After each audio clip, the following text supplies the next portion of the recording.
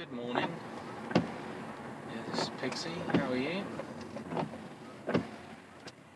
So, fasting. I think I've started going to some sort of warrior, and I'll split it up. So I'm eating something in the morning, but I don't try to eat too heavy. So kind of mid-morning.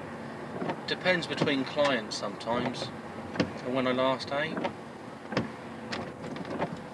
And so I've eaten some things. But I've gone for the very well. I guess junk food to a certain level is a kind of way to break the fast. It's not an ideal situation. I fancied tiramisu, and I've eaten a lot of that. I got a big bag of crisps, and I ate a lot of that. Then I've gone off and had a black tea, and then later I'm just going to eat like the salad. I might have some eggs in there, and maybe I have some meat added to that. I don't need to eat lots of meat, lots of protein. But I've split it up. I guess I've tried to separate the carbohydrates out from other types. So things that you would, I guess it puts your sugar levels up high, your blood sugar. So I've kind of separated that out. Whether it's the most effective way, the problem is with our metabolisms, our biology, is it's always changing, and it's quite difficult at the moment. Something's not quite right with my stomach, and I don't really know what it is. There's no real ill effects. I think it feels like it's cramping up a bit.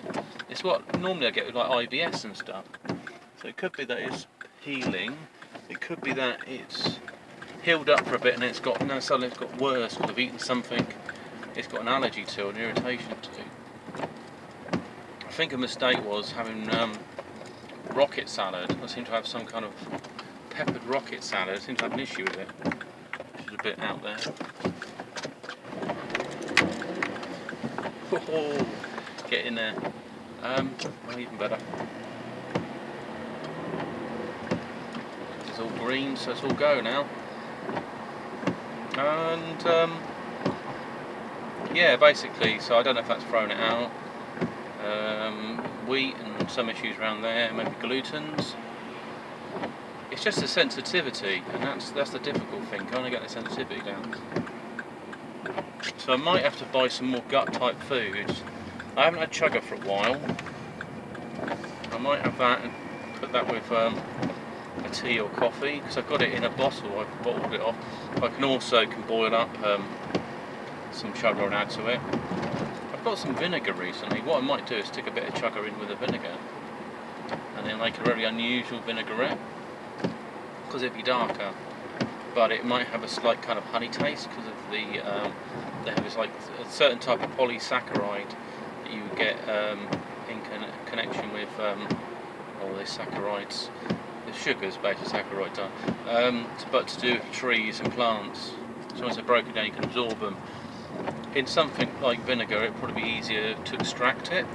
I mean, it's virtually as good as using alcohol to extract something from it, and it's probably the option of a non-alcoholic version.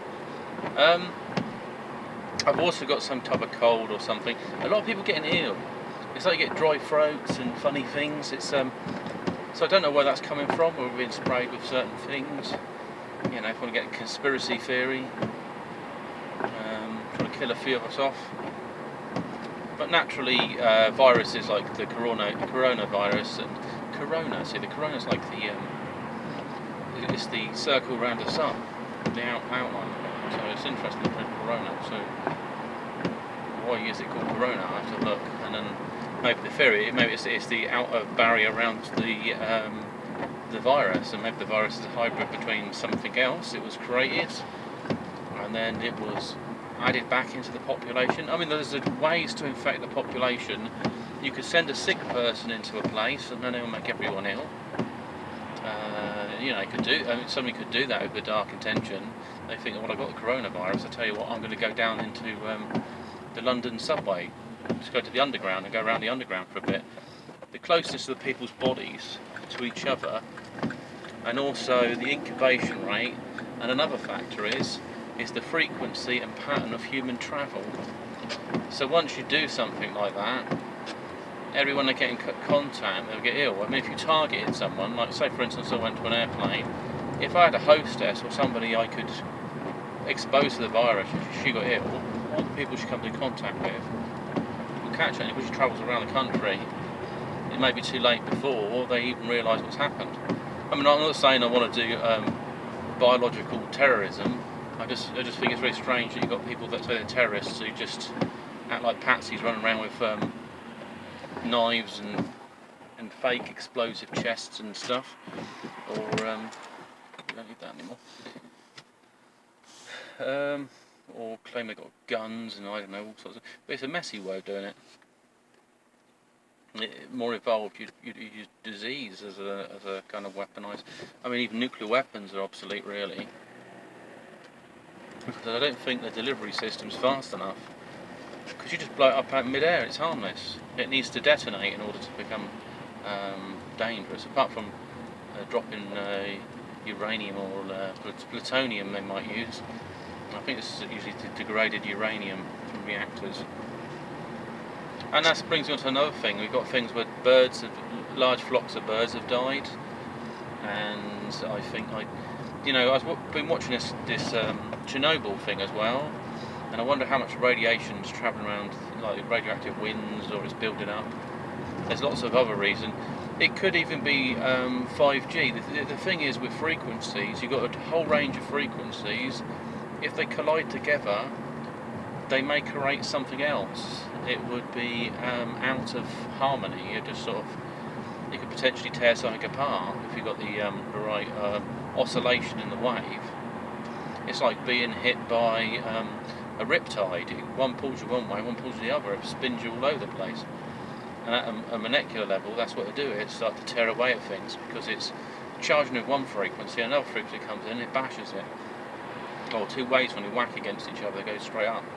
They need to dissipate the energy, so it's absorbed by the subtle or soft tissue matter, material, whatever it is, materia, however you want to see energy and solid energy, which is your atomic matter, atom matter, matter.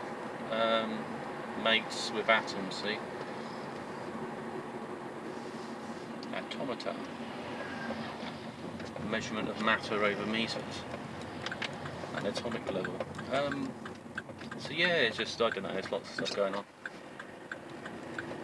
So I need to do some research into things like Crohn's disease. I know my mum's had Crohn's disease. And the answer was she had about 80% of her bowels removed. She's fine now. Imagine at the time though, it must have been quite serious, and also the knock-on effect psychologically. If your bowels, that's like a second, third brain possibly, or it could be the second brain. So your first brain is the sensory mind, so it reacts to things around it. It reacts to stimuli coming in. That's why you've got ears and eyes and a tongue and everything that's around your head. The other one is the emotional, which is connected to how your body feels and how the emotional energy of that. And then there's instincts like the survival is very much against the environment. So emotional is the networking around people and that side of things, while the instinct is about your survival and triggering other things as well. And other things tap into that as well, like bacteria and so on in your guts. So it could be that my stomach needs a particular bacteria. So I should do some other experiments as well. There's lots of opportunities. I just got these thoughts coming in my head. I should probably write some of them down. I was thinking about getting a pet leech, but the only thing is I would have to feed it once a month. So maybe you just take a day off work at least, give it your blood, or either that you wrap yourself up, because the wounds don't stop bleeding for about 24 hours. However, if you're prone to things like clots and high blood pressure and so on, a leech can do you a lot of good.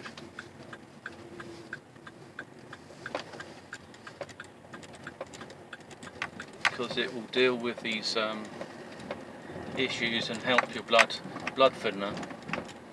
And there's also these lots of other chemicals in a leech's saliva, and there's a lot of things we don't know what it does. You have to look up, but there's a good 300. There's only one it uses as an anticoagulant. The other probably stops your immune system reacting to it. So it's got some also immune sort of protection in there, I guess. May have some other features. And also the thing is, parasites can have parasites, so it needs to be aware of as well. Like I want to squeeze a leech and get a leech parasite inside your body. Who knows what it might do to me? I might start turning into a leech, or it might affect my brain. I might start dreaming of leeches. There's some other experiments, but I don't know. I did come across somebody online. I was just kind of looking. It's the old MGTOW thing. But she says she likes extreme pain. What would I do with someone like that? I mean, it'd be interesting. What would I do? I'd give her an ice bath. I see I can mutate her. Oh yeah. There we go, perfect. The thing is, it's got a wider back on this car. The other one was a bit smaller.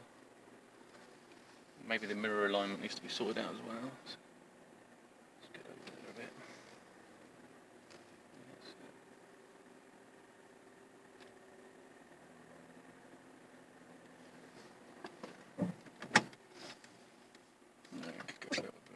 That's fine. Maybe. Not satisfied to tip them in line. Anyway, this is Peter signing off the video. Thanks for listening, and speak to you soon. Bye.